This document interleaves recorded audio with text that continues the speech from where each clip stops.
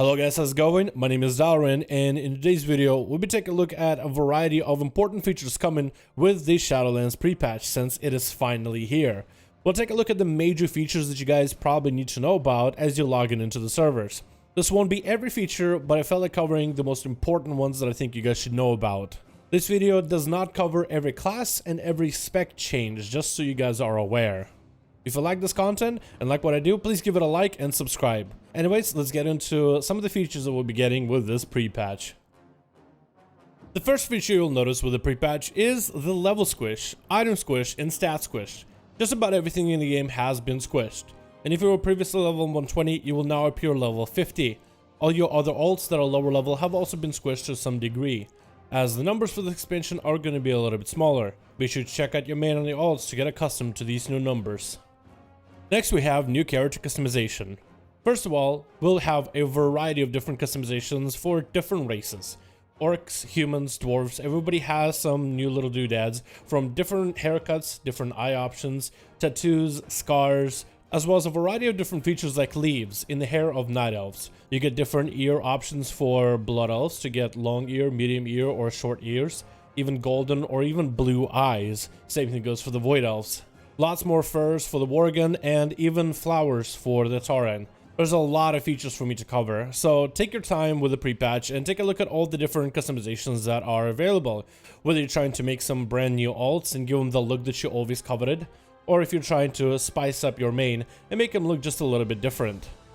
You'll also be happy to hear that all these features can be reached from the barbershop. Just plug your main into that seat, and now you can change every aspect of your character, even the gender. A much better preset than having to pay $10 in order to change the way your character looks for these brand new changes. So feel free customizing your main as well as your alts and try to get the look you've always wanted for your character. Whether you want to look wise for a wizard type of look or ferocious for a warrior, there's a variety of different presets you can go for.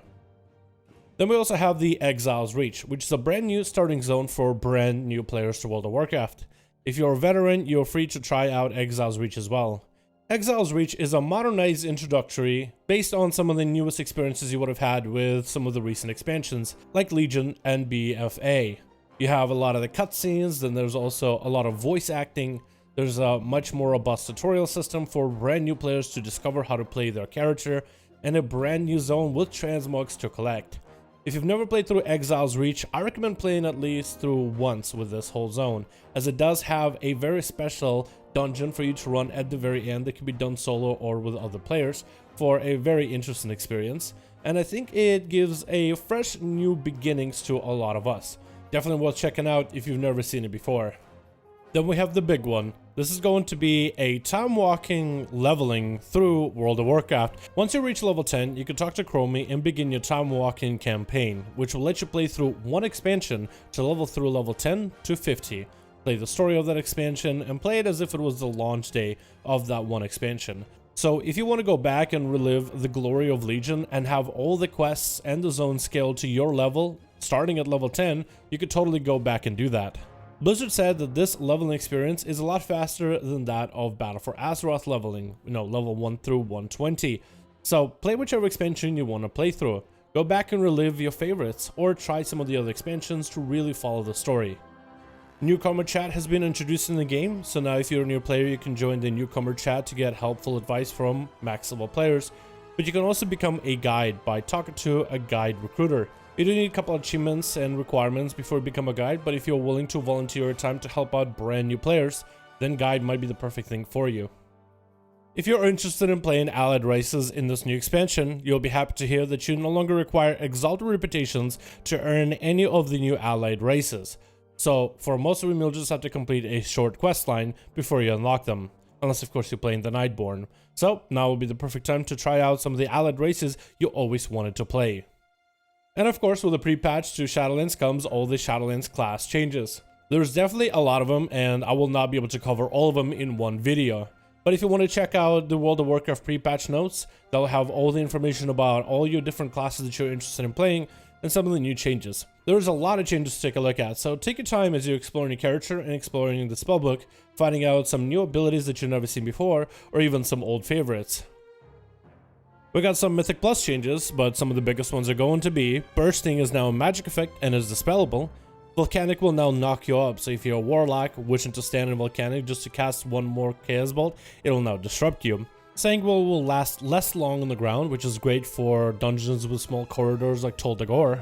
Grievous isn't as grievous as it used to be. And explosives now can spawn a little bit further from their original location, but they will retain the same health, so they won't scale with dungeon levels. There's a lot of changes to a variety of items, like corruptions are totally gone. We also have a variety of changes with essences, so take a look at the essences in the Heart of Azeroth to see for any updates, mostly to Conflict and Strife for a variety of specs. Drums have become weaker as an item if you're going to be using those in Mythic Pluses. We also have no more scrolls to buff our party. The only buffs you can get are from classes themselves. Most potions will now come with a 5-minute cooldown, whether they are damage potions or healing potions, making it a little bit easier for players who don't like pre-potting before fights, but every single potion will now count a little bit more. Heirlooms have gotten a lot of changes with the XP reductions that have happened in the game so far. Most experience potions in the game are also going to be disabled, as well as PvP enchants are now going to be account-wide. With the pre-patch being here, that means Battle for Azeroth is over, so that means all the Season 4 rewards like for PvP are also gone. You should also check in with a PvP vendor to see if you can buy a PvP trinket, as there has been quite a few changes to PvP heading into this new expansion. You also have a variety of different changes for user interface. For example, navigation improvements have been added in order to tell you exactly where to go in the game for your new quests. So if you're trying to orientate if your quest inside of a cave, or maybe it's above you or below you, it'll be at least a little bit easier with this new navigational system. You'll also see a separation between main quests and side quests, a lot easier in your map. You can also add pins to the map and share those pins with everybody else, whether you want to share them with your party members, raid members, or even with the world. Maybe there's a treasure or a certain rare nearby. Previously you had to use add-ons in order to provide coordinates for other players, but now you can just pin on your map and share with everybody else. Your spellbook layout has changed. You'll now have abilities that are class specific as well as abilities that are spec specific. Be sure to take a look at your mains and alts to see which abilities are available. Also, pre-patch have brought us a new system of quick keybinds. This mimics some of the features that add-ons normally provide, where we are able to mouse over a key and bind different slots on our action bar, and I can do that in World of Warcraft as a baseline feature. So if you're trying to maybe find some different keybinds, it's a lot easier to figure out where these abilities are going to be and what keybinds everything is going to have. This becomes a lot easier to get your characters up and running and playing the game more. Shadowlands features are many, and pre-patch brings a lot of new things for us to play with. This video covered majority of the features, but if you guys want to see every single feature, I'll have a link down in the description below to take you to the World of Warcraft page, where you can see all the different pre-patch notes yourselves, as well as the class notes, which you definitely should take a look at. Thank you guys so much for watching, hope you guys enjoyed, and I'll see all of you in another video.